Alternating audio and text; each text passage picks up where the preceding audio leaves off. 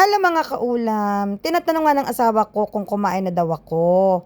Sabi ko, oo, ang inulam ko ay may nag-iisang pusit na binigay sa akin, tapos steam na okra at saka pritong daing na bangus mga kaulam. Bakit daw hindi ko siya hinintay? Sabi ko, ayaw ko sa taong tulog ng tulog. Marami akong trabaho, marami akong ginagawa, marami akong gagawin, at marami akong kailangan tapusin. Pag tulog ako siya ng tulog, hindi ko talaga siya hihintayin kumain. Nalulungkot daw siyang kumain mag-isa. Sabi ko naman, kahit naman ako, nalulungkot din akong kumain ng mag-isa. Pero pag tulog ka ng tulog, hindi talaga kita gigisingin para kakain. Dahil ang tagal-tagal mo, gigisingin kita.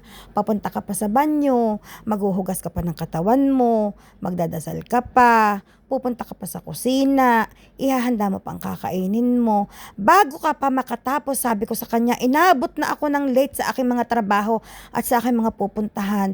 Ang bagal-bagal pa. Naku, kaya sabi ko sa kanya, sa susunod at gusto mo akong kasabay kumain, huwag kang tulog ng tulog. Dahil hindi uso sa akin ang ganyan. O di ba ang taray ko mga kaulam? Naiinis ako dahil alam naman niya na kailangan kong, sinabi ko na sa kanya, umaga pa lamang itong ganito ang oras ko, o ganitong oras kakain ako, o ganitong oras aalis ako, o ganitong oras babalik ako, o ganitong oras may pupuntahan tayo.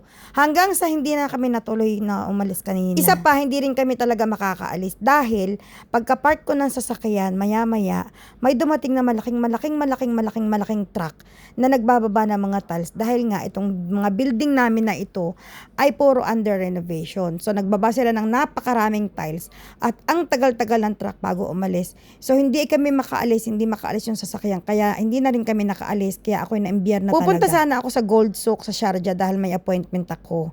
Pagugupitan sana namin ang pusa, walang natuloy kahit isa, kaya nakaka-imbyar na talaga. Ayawan ko baga, maigi pa ang ginawa ko pagkagaling ko sa pag-tutor, ako'y dumiretso na ng Sharjah Gold Souk kaysa sa ako'y dumaan pa dito sa bahay.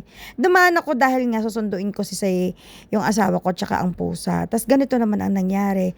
Naku, puro din, nakakainit ng ulo. Maigi na lamang at maaga akong kumain mga kaulam. Inuna ko muna yun kaysa sa uminit ang ulo ko. Dahil kung uminit ang ulo ko mga kaulam, bago ako nakakain, hindi na talaga din ako makakakain mga kaulam. Dahil gayon ako, pag mainit ang ulo ko, sinasa isang tabi ko muna, hindi na rin ako kakakain. Tapos, ayun lang, mga kung ano-ano lang, mga prutas-prutas lang, yung kung ano-ano lang ang kakainin ko. Pero yung heavy meal, hindi na, kasi tatama rin na ako dahil maiiyamot na ako. Tapos ginising ko siya ng mga bandang alas 4. Sabi ko, alas 4:15, sabi ko, gumising ka na at kumain ka na dahil aabutan ka na naman ng gabi. Tapos, nung nakain siya, nilapitan ko. Tinatanong ko kung masarap yung ulam dahil nagpaluto siya ng chicken na fritada. Sabi niya, hindi na daw masarap dahil galing na daw sa ref, ininit na daw. Sabi ko, parang nagpapasusot siya sa akin na hindi ko siya hinintay kumain, wala siyang kasabay. Sabi ko sa kanya, sa susunod, huwag kang tulog ng tulog sa pansitan at nakakasabay kitang kumain. Sabi ko, ayoko sa lahat sa mga taong tulog ng tulog talaga mga kaulam. Ang bigat-bigat ng pakiramdam ko. Sa bagay, alam niyo mga kaulam, hinahayaan ko na rin siya minsan dahil pag naman may pasok, simula bukas may pasok na naman kami. Ano siya, dire-diretso na rin naman ang trabaho. Kaya lang ako naiyamot dahil ilang araw nga kaming holiday simula nung Tuesday, Wednesday, Thursday, Friday, Saturday. Tulog pa rin ng tulog, hindi pa nasyahan, araw-araw ng tulog.